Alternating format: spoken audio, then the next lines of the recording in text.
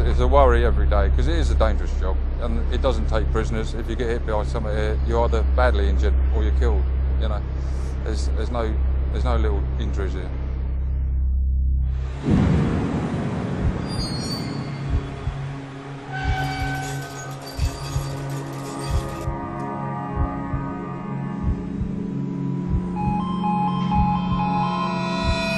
The incident occurred just after a concrete pour had been completed for CP6 at Finsbury Circus. The concrete was batched on the surface and pumped from there down the shaft to CP6. When the pour was finished, the usual line cleaning operations commenced. The line appeared to be blocked, so the pit boss okayed the removal of some of the pipework in order to attempt to clear the blockage and save the line in the shaft. This appeared to work. The go-ahead was given to wash out the line.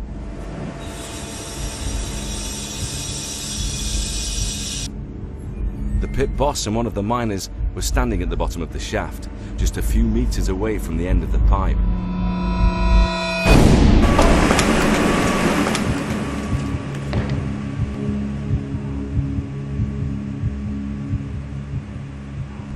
Michael Broderick sustained 8 fractured ribs and a punctured lung. I was just glad to be alive. Sore for a long, long time after it. I was just happy to come out of it in one piece. It was a Saturday morning weekend. It had been raining quite heavily the night before and a bit of water had travelled in from the outside the shed and had just run down the side of the shaft. It had just managed to hit the cutting edge and splash out onto the lower section of the staircase running down the shaft.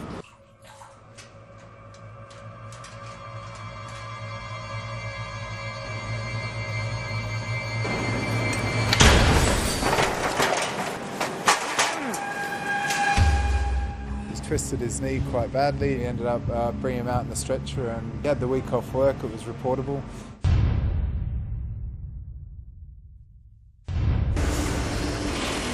The batching team had just completed pumping shotcrete for an advance in PT East. The lead pump operator started to clean the line. A sponge ball was placed in the first section of the line and then the air cannon fitted.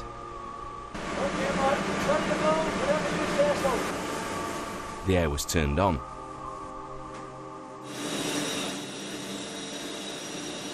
The air was on for 4 to 5 minutes when the pump operator was informed by pit bottom that nothing was coming through. Nothing's coming through at all.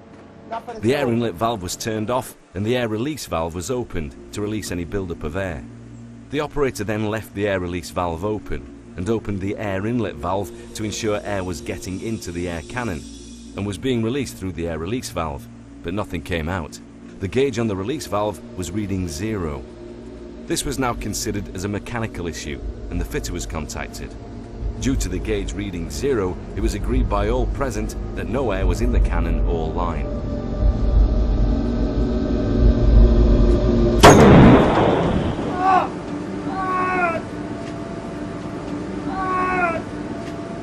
Pat Prendergast was initially diagnosed with bruising, swelling and muscular damage and required shotcrete debris and fibres to be removed from his knee.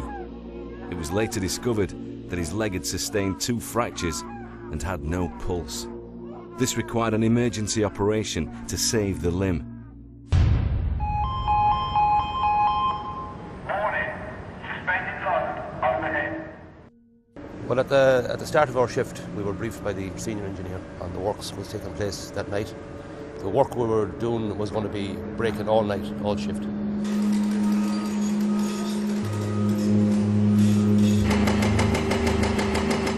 About an hour and a half into the start of the shift, we had to reposition the machine. After getting the machine into position, I said to my mate that I was going back out shaft side of the machine, and he gave me the go-ahead to do so.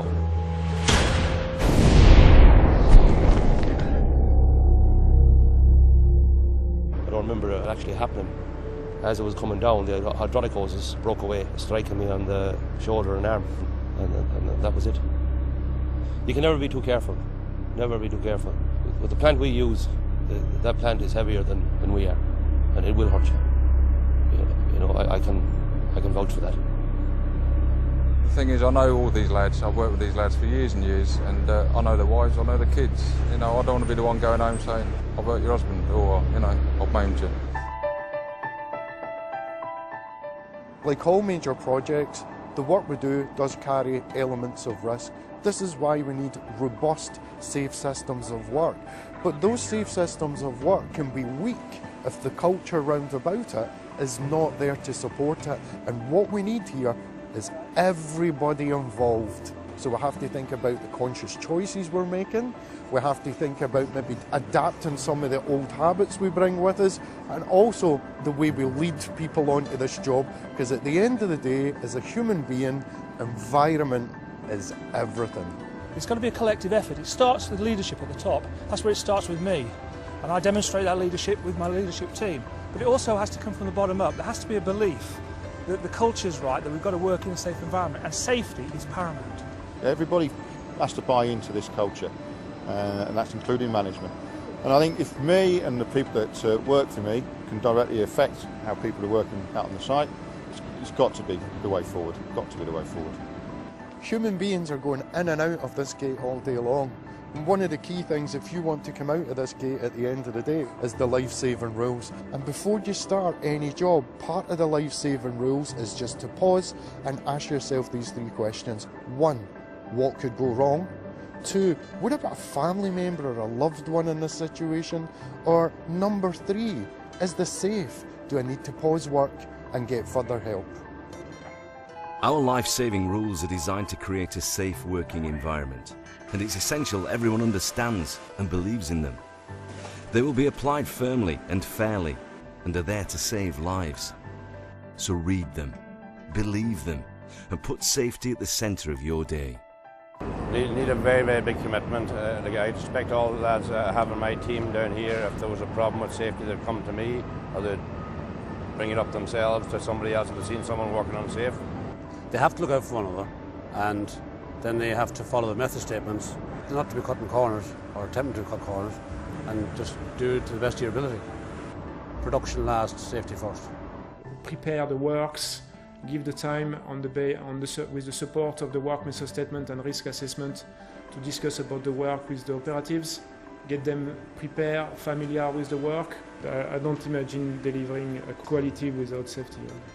I like Bbmv's approach to health and safety.